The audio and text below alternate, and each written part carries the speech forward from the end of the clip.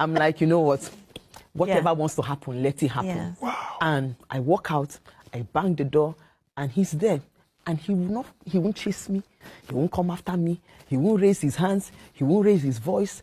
He will just stay there. Even, you know what he used to do those days? He would just cry. My husband would cry. Oh. I made him cry. Oh. Serious. It's when he starts to cry. And I realize, okay. It's really bad. It's bad. What you did is bad. Because when I'm doing these things, I don't even know. But that's even the word, hot-tempered. You know, so I was hot-tempered, and probably because I watched my parents, I didn't really regard people. I didn't know how to give respect to people.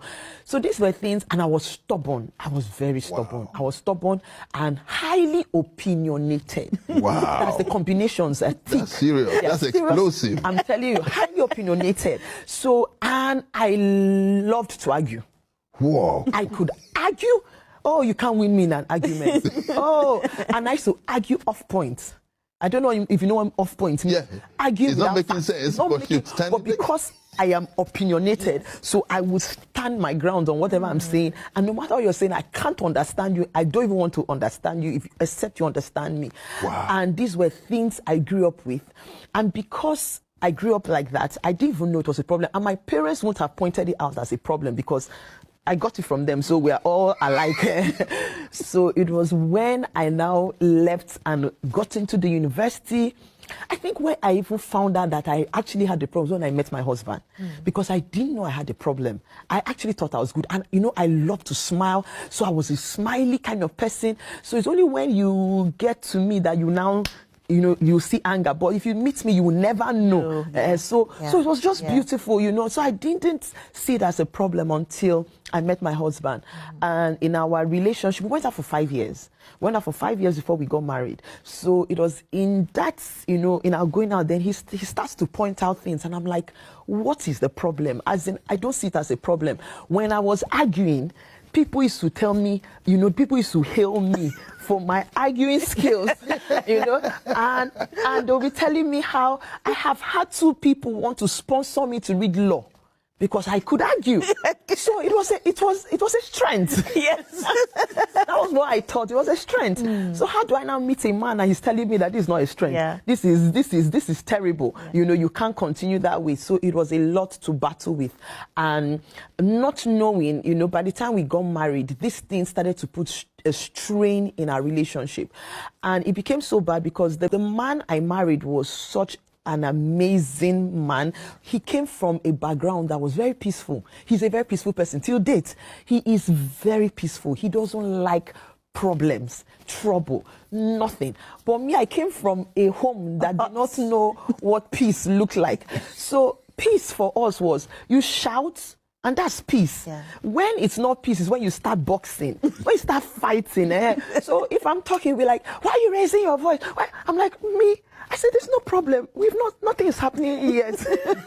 You know, so my husband couldn't just understand where I was coming from. And I think another problem I had was that I didn't really have an understanding of what God had put in his life and who he was to people. And because everything I did was affecting him, even to ministry.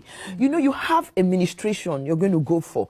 You don't want to have an argument before a ministration. But I didn't even understand all these things at that time. So I can make him so upset before he goes for administration. I think it just took God to help my husband during that period, because you have to show up to the people and you have to give to them, you know. And it's now that I'm doing ministries, now that God has, that I now understand the place I put him in, you know, those years. Because you need a mind that is, you know, at peace, and you need a free spirit even to receive from God. You don't need offense. You can't receive from the Holy Spirit with offense. So you imagine what I was doing. I think the devil was just using me, you know, at that point. And these things were things that caused a lot of strain, to the extent that at some point my husband even, you know, stopped talking much to me. He would just be quiet. I can say everything I want to say. He would just be nodding his head. said. And you're expecting that he shouldn't just nod, but he was just nodding because, you know, I don't know the next thing I'll say, and you flip, you know, you go off, and I won't know how to control you. So, and just to go back to what you said, sir, about, you know, him saying, I left him. Do you know, the truth is that angry people, most times, when they do the things they do, they don't even know what they are doing. They don't remember. Wow. They don't remember what they do, because they do it in anger, in the heat of the moment. It's an emotion that it's uncontrolled. And because you react, you know, based on that emotion, by the time you come back to your senses, by the time you calm down, you forget too many things you did in the heat of that outburst. Wow. So it's the people that you have offended or hurt that are the people that can remember what you did. Yeah. My husband has also reminded me, one of the times he spoke, he said he can remember the times I threw plates out of anger. Do you know, I can remember it? And I'll tell him, are you sure it's me? I said, it can't be me. No, I couldn't have done that. Me now. No, it's not me. But you see, but these are things you do, and it keeps, you know, it keeps, you know, there was something I said in my book, and I said that, I said something, I'm sure you must have read it, when I said that, you know, today marriages, what is breaking homes is not even, it's not as much as, you know, those days where you say maybe it's infidelity. Yeah. The things that are breaking homes today are these little things. They look little, but you see anger, you see whether it's being highly opinionated, disrespect, unforgiveness, you know, assumptions. Yes, you know, these things are eating into homes. Wow. And without you knowing, that's why you hear people say irreconcilable differences. Yes. What are those things that, you know? And then sometimes you ask, you say, what happened? Yes. I don't even know what happened in our marriage, but we don't want to be married anymore. But they can't pinpoint exactly what it was, because it's those little things. Those little things. Wow. Those are those little foxes, you know. They are the little foxes. And that's why this book is so timely, and it's so good we're talking about it today. Yeah. Praise the Lord. But thank God for your husband. He's so patient. Oh, God bless him. Oh, God blessed me. He's very patient. He took a lot from me. Yes. There were days I'll bang the door at him. We'll be talking. And you know, this is, see, even you're the one that you say, you can't even imagine it. Yeah, because the reason I went was because when we married, we were not Christians. Yes. And because I've seen my father, the way he dealt with my mom. Yes. I knew she grew up in Europe. Yeah. And European ladies have this attitude. When they get angry, bang the door. So I had to sit down with her and say, sis, whenever you get angry, don't bang the door. Just call me into a room quietly so we can talk. Yes. So I said, our children must never see us bang door or shout or fight. And we thank God. All these years, it never happened. She just called me in the room, we sit down, we talk. When we finish, and everything's okay, we're out, back to normal. I said, so don't bang door. So when you say you bang door, that's where I went, what? Because, so, you know, that was it, because maybe we'll start talking, and at some point, I can't take it anymore. It's probably not going the way I want it to. That's what it is. So I'm like, you know what? Whatever wants to happen, let it happen. Yes. Wow. And I walk out, I bang the door, and he's there. And he won't chase me. He won't come after me. He won't raise his hands. He won't raise his voice. He will just stay there. Even, you know what he used to do those days? He would just cry. My husband will cry. Oh. I made him cry. Oh. Serious. It's when he starts to cry. And I realize, okay. It's really bad. It's bad. What you did is bad. Because when I'm doing these things, I don't even know. Wow. That, you know, I'm going too far. You know, it's like you don't know where the boundary lines are anymore. Yeah. So it's only when you now see him, then I'm like, okay, oh, you've just gone, this, you shouldn't have gone this way. Then I start begging. Then I start begging.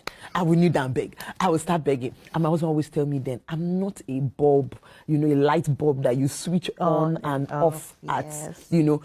Days into our marriage and all that. And I was talking to my wife about something. My wife just clears the entire table. There were breakable plates and breakable cups on top of the kitchen and all that. And I was talking to her. She just used her hand like this, cleared all of them on the ground. Yes, serious clearing. cleared all of them on the ground, and everything guang, guang, guang, guang, guang, guang, broke. And all that. And I'm looking, I've never seen that type of thing before, because I mean, where I'm coming from, we're not used to it. We're not used to, and everything just broke like that. Oh, are you afraid for the story I'm telling? My wife hears it. When I tell it, she laughs. She even contributes. Oh yes, because right now she's okay. You understand what I'm saying? You know. So she even contributes. And you know what? I thank God that I'm able to go through what I went through, because the Bible says so that you. But I must tell you, it was not funny. It's not the kind of thing that I said. I told the people who came on Wednesday, how do you? I was on the streets of London with my wife and went to shop, and that time, Kai. And by the time we were there, I said something to my wife, because I asked her, you should have told me you were going. And she said, why am I saying that? Why am I doing this thing? And I thought it was a joke. My wife left me in the shop and went home. I don't live in London. I don't know my way around London. She left me inside the shop and went home. I have stayed there. I didn't know how to go. And I called a friend and I said, please, I am here. I don't know how to. I'm calling my wife and my wife is not picking the phone. And her friend called my wife and asked her, and where are you? I was like, she's like, she's in the house. Is anything the problem? She said, well, you left your husband in the man. He said, that he will find his way and come back. Have I found before? I've never found my way to come back. And the truth of the matter was that was how she left me. Her friend had to be the one that would bring me back. And you can imagine that type of life. You can imagine that type of. One day my wife looked at me. One day I was talking to her. She said, hi, you have a problem. I told her, yes. What is the problem? She said, the problem is that you like peace too much. Heaven bear me witness. She said that. He said, you like peace too much. I said, I like peace too much. He said, yes, you like peace too much. I'm praying with my wife one day, and then we're praying. And she says to me, my time is almost gone. And she says to me, while the prayer was going on, she touched me. Summarize.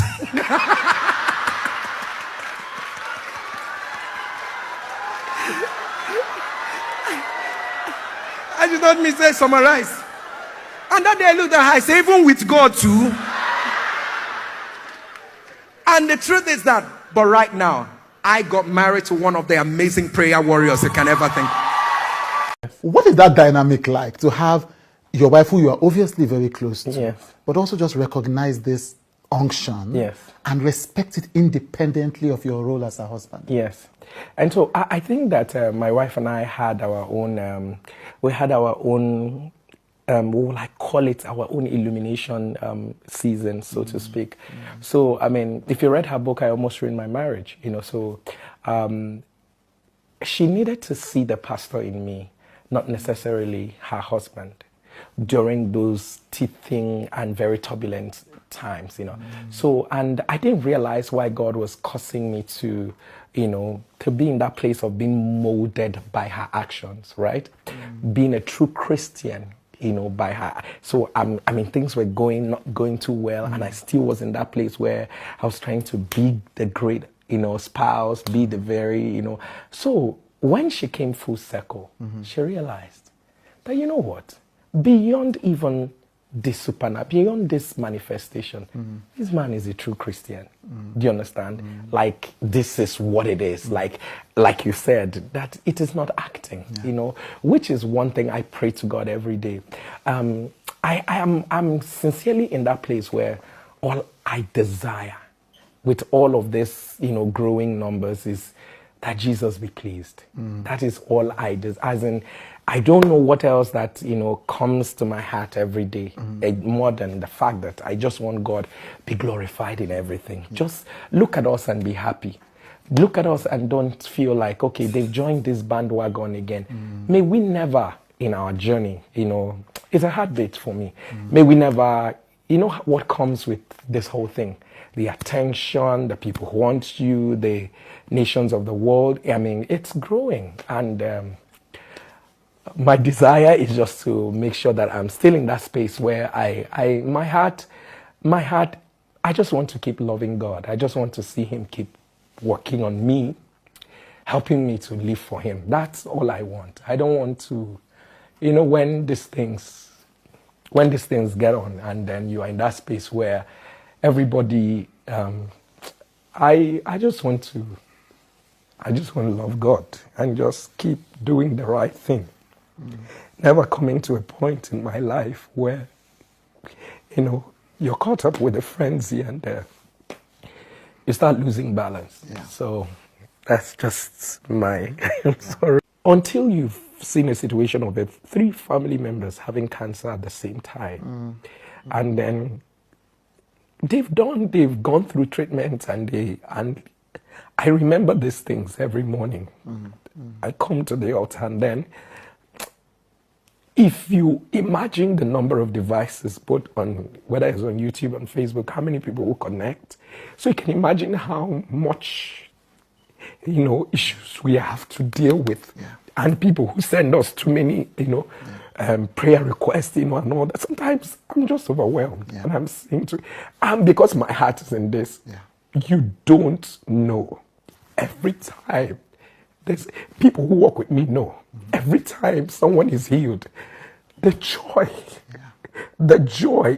I could tell my peers, I'm so excited. You know, God, you know, I'll be sharing testimonies with them and all of, because I just want to see people smile. I mean, I hate anything that represents evil, you know, so every time I come, so the burden can't even go away. The burden can't even go away, because sometimes if God doesn't even place the burden in your heart, the things you're seeing, the messages you're seeing, if we finish this interview, if I bring out my phone now without anything and I show you, you'll just see a list of, oh, this one and all of that. I've had to change numbers, but it's not working. You know, so you still have these messages enter into how the new one goes out, and people find that one, and it just goes out. People are hurting.